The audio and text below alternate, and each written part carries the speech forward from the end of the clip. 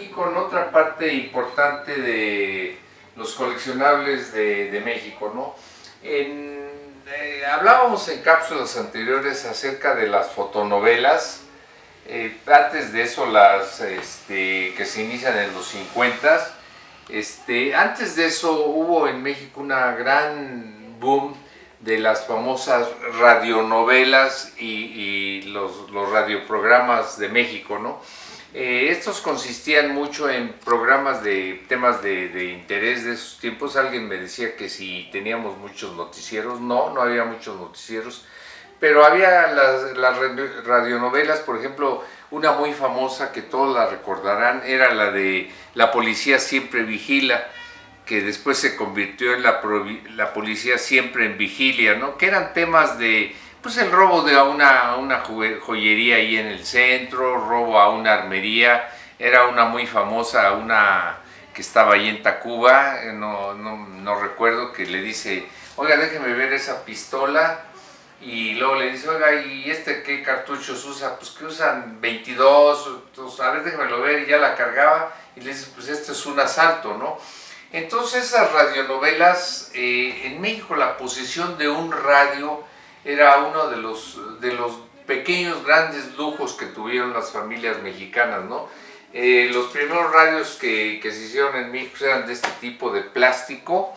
En especial no es mexicano, pero había varias marcas como Philco, Majestic, y después vinieron muchas fábricas que los ensamblaban en México. Me acuerdo yo de uno muy famoso que se llamaba David Romero, el Radios, el Mero Mero, ¿no? Él vivía ahí en una casa ahí en Paseo de la Reforma, un estilo rococó muy curioso, churrigueresco. Y tenía ahí un edificio ahí en el centro, que es en Insurgentes Norte, que es donde se distribuían estos aparatos. Ese radio era el compañero de las señoras y era una posición comprable, ¿no? Porque la televisión era muy cara. Entonces esos radios los traían los aboneros que lo entregaban en una casa, probablemente andaban sobre 150 pesos. Y las señoras daban un abono de 5 pesos. El abonero venía con un palo, así como los que traen ahorita las manzanas caramelizadas o los algodones, y traían ropa, traían utensilios de cocina, ollas de peltre, y así. Y acá en este lado traían el tarjetero donde apuntaban los abonos, ¿no? Y pasaban por todas las vecindades. El radio como una de las cosas preciadas que después se hacen un poco las fotonovelas, que ya hemos hablado de varios de esos temas. Y curiosamente se inicia en México esa gran culturización, o se puso accesible los conocimientos a mucha gente, ¿no? Con los radios. Posteriormente se hicieron en México muchos radios de transistores que se armaron en México, ¿no? Entre otras marcas, pues Sony, que trabajó con una compañía que se llamaba Riojas, que hacían sinfonolas. Luego vino Hitachi, National, Crown, Philips, y todos hacían esos radios transistores más pequeños que estos, pero estos eran los que se podían escuchar. Los más chicos era muy difícil que los escucharan, ¿no? Entonces, después, ya cuando hubo un poco más de holgura económica o posibilidades, se empezaron a hacer este tipo de radios, ¿no? Los originales eran este tipo de radios, los que llegaban de Japón, pero estos eran muy caros.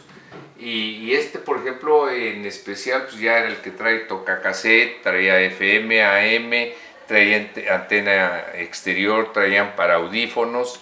Este es un radio hecho en Japón por Matsushita, que fue el que originalmente inició la compañía National. Por cierto, que el día de hoy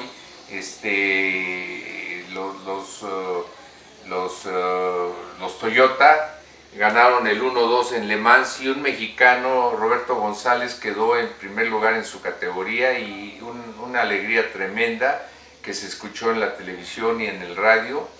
Y el tercer gran evento fantástico, Checo Pérez ganando en Azerbaiyán y subiéndose al segundo lugar, ¿no? Entonces, Esto se usaba mucho en las familias y es la época de oro de la canción romántica mexicana, esa canción que ya desapareció, ahorita todo es, parece que son raperos y está horroroso y todo el tiempo lo mismo.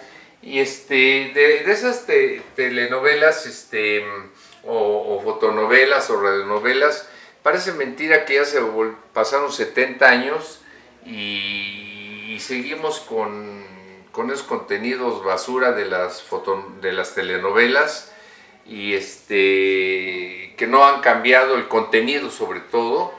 A lo mejor la imagen se vende, pero pues, estamos hartos de ver esas vaciladas. Los mexicanos no somos así, ya queremos que las telenovelas incluyan un poco de más contenido cultural, ¿no? Estos radios son hechos en México, este fue hecho por Philips, este es similar, y tenían ya eran, este es Philco, y ya tenemos una gran colección en el Museo del Juguete Antiguo que pronto trataremos de exponer, porque la industria de la radio en México fue una de las primeras industrias muy potentes ya de México y llegaron a ser un compañerito de las familias mexicanas, ¿no? Entonces vamos a presentar lo que fue el hecho en Japón, el hecho en México y el ensamblado, porque muchos de estos aparatos se traían nada más el mecanismo y aquí se armaba, ¿no? Como muchos juguetes también son. Entonces estos mecanismos pues los vemos con una tableta muy rudimentaria hecha a mano y este es de transistores, que fue una de las grandes industrias de México y una de las grandes diversiones de los mexicanos, tener un radio portátil. Yo recuerdo que uno de los primeros que me trajo mi papá de Japón, un Sony, lo llevé al Colegio México ahí como en tercero o cuarto de primaria y causó furor ahí en la escuela. Entonces es una parte muy importante de la vida de los mexicanos de los años 50, 60, 70, ¿no? Cuando fueron totalmente desplazados por las televisiones. Bueno, vamos a continuar con otras cápsulas. Muchas gracias.